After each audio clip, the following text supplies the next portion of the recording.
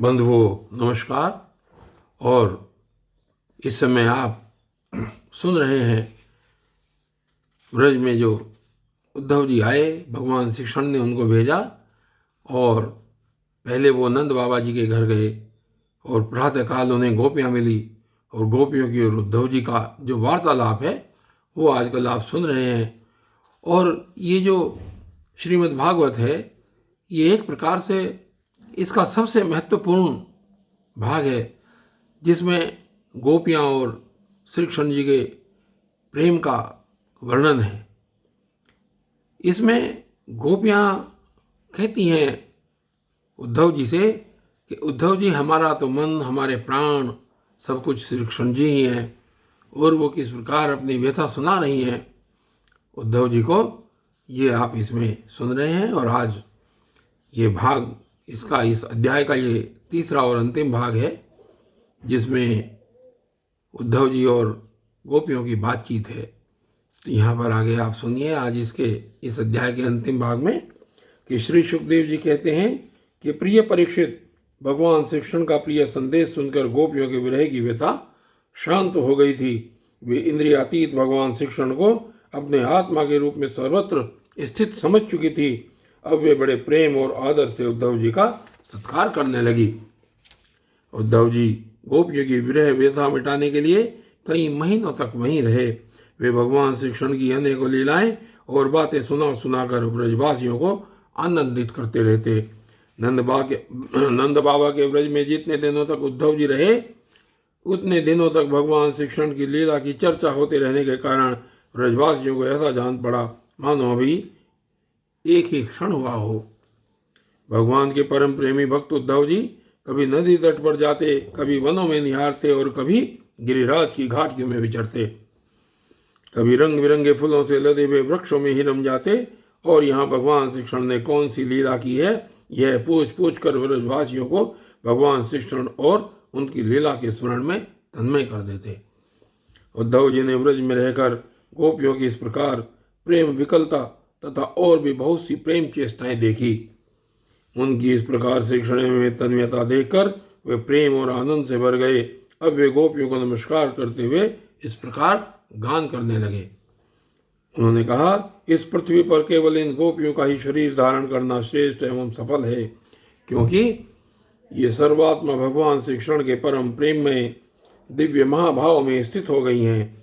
प्रेम की यह ऊंची से ऊंची स्थिति संसार के भय से भीत मुमुक्ष जनों के लिए ही नहीं अपितु बड़े बड़े मुनियों, मुक्त पुरुषों तथा हम भक्त जनों के लिए भी अभिवांछनीय ही है। हमें इसकी प्राप्ति नहीं हो सकी। सत्य है, जिन्हें भगवान श्री कृष्ण की लीला कथा के रस का चस्का लग गया है उन्हें कुलीनता की, द्विजाति समुचित संस्कार की और बड़े बड़े यज्ञ यागों में दीक्षित होने की क्या आवश्यकता है। अथवा यदि भगवान की कथा का रस नहीं मिला, उसमें रुचि नहीं हुई, तो अनेक महाकल्पों तक बार बार ब्रह्मा होने से भी क्या लाभ है। कहाँ ये वंचरी आचार, ज्ञान और जाति से हीन गांव की गंवार वाली ने, और कहाँ सच्चिदानंद गंध भगवान श्री कृष्ण में यह अनन्य प्रेम, परम प्रेम। अहो धन्य है। इससे सिद्ध होता है कि कोई भगवान के स्वरूप और रहस्य को न जानकर भी उनसे प्रेम करे, उनका भजन करे, तो वे स्वयं अपनी शक्ति से, अपनी कृपा से उसका परम कल्याण कर देते हैं। ठीक वैसे ही जैसे कोई अगर कोई अनजान में भी अमृत पी ले तो वह अपनी वस्तु शक्ति से ही पीने वाले को अमर बना देता है। भगवान श्री कृष्ण ने रासोत्सव के समय इन व्रजांगनाओं के गले में बाँह डालकर इनके मनोरथ पूर्ण किए। इन्हें भगवान ने जिस कृपा प्रसाद का वितरण किया, इन्हें जैसा प्रेम दान किया, वैसा भगवान की परम प्रेमवती नित्य संगनी वक्ष स्थल पर विराजमान लक्ष्मी जी को भी नहीं प्राप्त हुआ। कमल किसी सुगंध और कांति से युक्त देवांगनाओं को भी नहीं मिला, फिर दूसरी स्त्री की तो बात ही क्या करें। मेरे लिए तो सबसे अच्छी बात यही होगी कि मैं इस वृंदावन धाम में कोई झाड़ी लता अथवा औषधि जड़ी बूटी ही बन जाऊं। यदि मैं ऐसा बन जाऊंगा तो मुझे इन व्रजांगनाओं की चरण धूलि निरंतर सेवन करने के लिए मिलती रहेगी। इनकी चरण रज में स्नान करके मैं धन्य हो जाऊंगा। धन्य हैं ये गोपियाँ, देखो तो सही जिनको छोड़ना अत्यंत कठिन है। उन स्वजन संबंधियों तथा लोक वेद की आर्य मर्यादा का परित्याग करके इन्होंने भगवान की पदवी, उनके साथ तन्मयता, उनका प्रेम, उनका परम प्रेम प्राप्त कर लिया है। और उनकी तो बात ही क्या, भगवत वाणी, उनकी निश्वास रूप समस्त श्रुतियाँ, उपनिषदें भी अब तक भगवान के परम प्रेम में स्वरूप को ढूंढती ही रहती हैं, प्राप्त नहीं कर पाती। और आगे गान कर रहे हैं उद्धव जी, कहते हैं कि स्वयं भगवती लक्ष्मी जी जिनकी पूजा करती रहती हैं, ब्रह्मा शंकर आदि परम समर्थ देवता, पूर्ण काम आत्माराम और बड़े बड़े योगेश्वर अपने हृदय में जिनका चिंतन करते रहते हैं, भगवान श्री कृष्ण के उन्हीं चरणार बिंदों को रास लीला के समय गोपियों ने अपने वक्ष स्थल पर रखा और उनका आलिंगन करके अपने हृदय की जलन विरह व्यथा शांत की।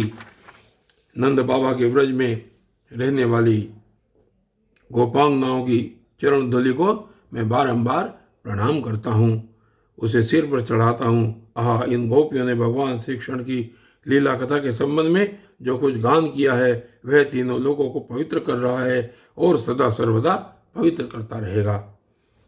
उसके बाद श्री सुखदेव जी कहते हैं, परीक्षित, इस प्रकार कई महीनों तक व्रज में रहकर उद्धव जी ने अब मथुरा जाने के लिए गोपियों से, नंद बाबा और यशोदा मैया से आज्ञा प्राप्त की। ग्वाल बालों से विदा लेकर वहां से यात्रा करने के लिए वे रथ पर सवार हुए। जब उनका रथ व्रज से बाहर निकला तब नंद बाबा आदि गोपगण बहुत सी भेंट की सामग्री लेकर उनके पास आए और आंखों में आंसू भरकर उन्होंने बड़े प्रेम से कहा, उद्धव जी, अब हम यही चाहते हैं कि हमारे मन की एक एक वृत्ति, एक एक संकल्प श्री कृष्ण के चरण कमलों के ही आश्रित रहे, उन्हीं की सेवा के लिए उठे और उन्हीं में लगी भी रहे।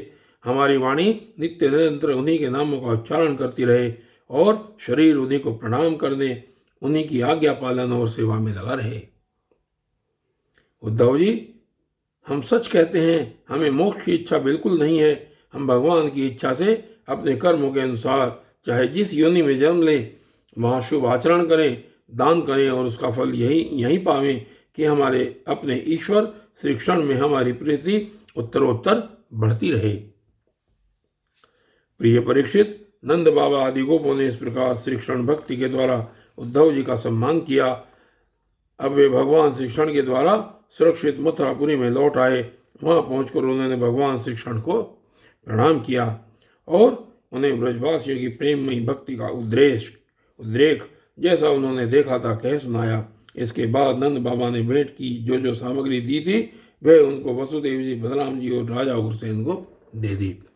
और बंधुओं, इस प्रकार ये सबसे अच्छा अध्याय इस श्रीमद् भागवत का 3 भागों में यहाँ पर पढ़ा गया है। आज ये अंतिम भाग उसका पढ़ा गया और आगे भी आप ये इसी प्रकार सुनते रहेंगे। तब तक के लिए धन्यवाद।